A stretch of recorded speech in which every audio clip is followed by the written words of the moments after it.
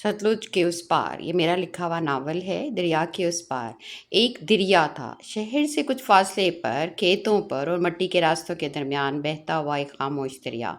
इसके एक किनारे पर एक पुराना सा घर था जिसकी कच्ची दीवारों पर वक्त के निशान थे, मगर शहर में खड़ा नीम का दरख्त अब भी हर मौसम में उसी तरह साया देता था जैसे इसके घर के दुखों से वाकिफ हो। इसी घर में जनायब रहती थी और लोग कहते थे कि ये लड़की को ज़्यादा ही सोचती है। शायद वो दुरुस्त कहते थे, क्योंकि जनाया दूसरी लड़कियों जैसी नहीं थी।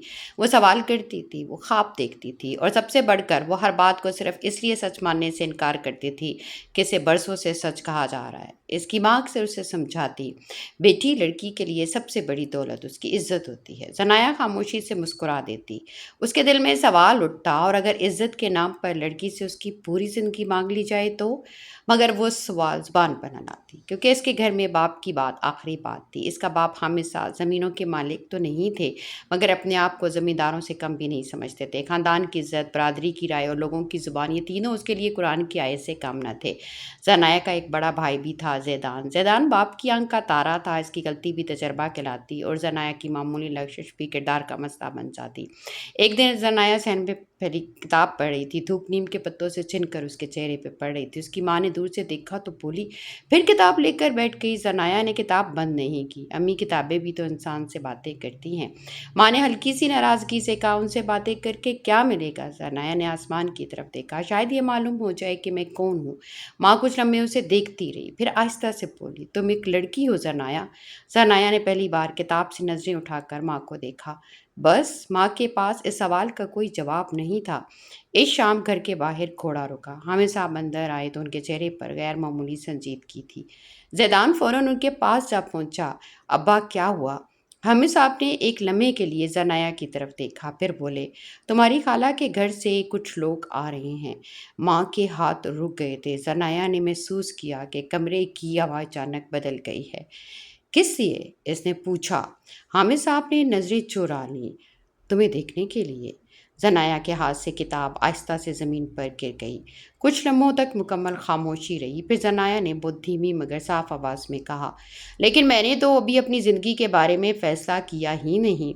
हामिद साहब ने सख्त लहजे में जवाब दिया, लड़कियों को अपनी ज़िंदगी के फ़ैसले करने के लिए छोड़ा जाना ख़ानदान फ़ैसला करता है। जनाया ने पहली मरतबा बाप की आंखों में आंखें डाली। उसकी आवाज़ बुलंद नहीं थी, मगर उसमें अजीब सी कुव्वत थी। अगर ज़िंदगी मेरी है तो फैसला भी मेरा होना चाहिए। सहन में जैसे ही वक्त रुक गया। जैदान ने हैरत से बहन को देखा। माँ ने घबरा कर कहा, जनाया, मगर जनाया खामोश खड़ी रही। हामिद साहब ने उसे देर तक देखा, फिर सिर्फ इतना कहा, तुम्हें अभी दुनिया का तजर्बा नहीं। जनाया ने आहिस्ता से जवाब दिया, और शायद इसीलिए अब तक दुनिया ने मेरे लिए फैसले किए हैं। वो पलटी और अपने कमरे में चली गई। खिड़की से बाहर वही दरिया बह रहा था। चांद उसके पानी पर लरस रहा था। जराए खिड़की खोली। ठंडी हवा उसके बालों को छूने लगी। उसने दरिया को देखा और दिल में सोचा, दरिया को रास्ता कोई नहीं बताता और अपना रास्ता खुद बनाता है। इसे क्या खबर थी कि आने वाले दिनों में उसे भी अपने रास्ते के लिए पूरे माशरे से लड़ना होगा। अगली सुबह जनाया की आंख सूरज से पहले खुल गई।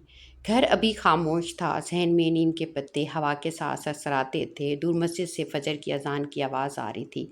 जनाया चारपाई पर बैठी देर तक सोचती रही। गुज़िश्ता रात के अल्फाज बार बार उसके जहन में गूंज रहे थे। लड़कियों को अपनी ज़िंदगी के फैसले करने के लिए नहीं छोड़ा जाता, ख़ानदान फैसला करता है। इसने खिड़की से बाहर देखा। दरिया अपनी रफ्तार से बह रहा था। इसने ज़ेरे लब कहा, काश इंसान भी दरिया की तरह होता, जिसे कोई अपनी मर्जी से मोड़ ना सकता। इतने में दरवाज़ा खुला। उसकी माँ अंदर आई।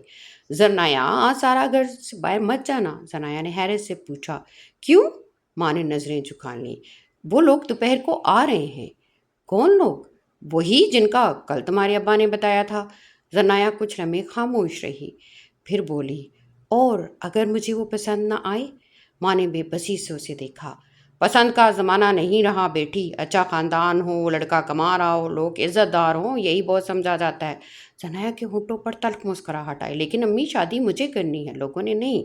ماں نے گہری سانس لی۔ میں جانتی ہوں، پھر آہستہ سے بولی، مگر میں یہ بھی جانتی ہوں کہ اس گھر میں تمہاری آواز کتنی دور تک پہنچ سکتی ہے۔ یہ جملہ ثنایا کے دل میں اتر گیا۔ دوپہر تک گھر کا نقشہ بدل گیا۔ صحن میں چرپائیاں بچھا دی گئیں، چائے کے برتن سج کے، ماں نے ثنایا کے بال سنوارے، اسے ہلکے رنگ کا لباس پہنا دیا۔ ثنایا آئینے کے سامنے کھڑی خود کو دیکھتی رہی۔ اس نے اب سے پوچھا، کیا تم واقعی وہی ہو جسے آج کوئی دیکھنے آ رہا ہے؟ عکس خاموش تھا، مگر اس کی آنکھوں میں سوال تھا۔ کچھ دیر بعد مہمان آ گئے۔ لڑکے کا نام سلمان تھا۔ اس کے ساتھ اس کی ماں، چچا اور ایک بڑی بہن تھی۔ سلمان خاموش طبیعت کا معلوم ہوتا تھا، اچھا لباس، صاف ستھرا چہرہ اور نرم گفتگو، ہر چیز بظاہر مناسب تھی۔ مگر ثنایا کو ایک بات عجیب لگی۔ سلمان نے اسے دیکھا ضرور، مگر ایک انسان کی طرح نہیں، جیسے وہ کسی چیز کو پرکھ رہا ہو۔ تعلیم، رنگ، اور طور، قد اور خاندان۔ اس نے چائے کا کپ رکھا اور نظریں جھکا لیں۔ سلمان کی ماں نے فوراً پوچھا، بیٹی کتنی پڑھی ہوئی ہو؟ ثنایا نے جواب دیا، گریجویشن کر رہی ہوں۔ خاتون نے حیرت سے پوچھا، شادی کے بعد بھی پڑھنا ہے؟ ثنایا نے پہلی بار مسکرا کر کہا، اگر موقع ملا تو ضرور۔ کمرے میں خاموشی چھا گئی۔ حامد صاحب نے فوراً بات سنبھالی، لڑکی ہے، شوق بہت ہیں، شادی کے بعد سب سمجھ جائے گی۔ ثنایا نے باپ کی طرف دیکھا۔ اسے محسوس ہوا جیسے اس کے خواب کسی دوسرے شخص کی زبان میں دفن کر دیے گئے۔ شام کو مہمان چلے گئے۔ گھر میں چند دموں کے لیے سکون آیا۔ پھر حامد صاحب نے اعلان کیا، بھائی مجھے رشتہ پسند ہے۔ جناب کے دل پہ کسی نے پتھر رکھ دیا۔ اور مجھے؟ اس نے پوچھا۔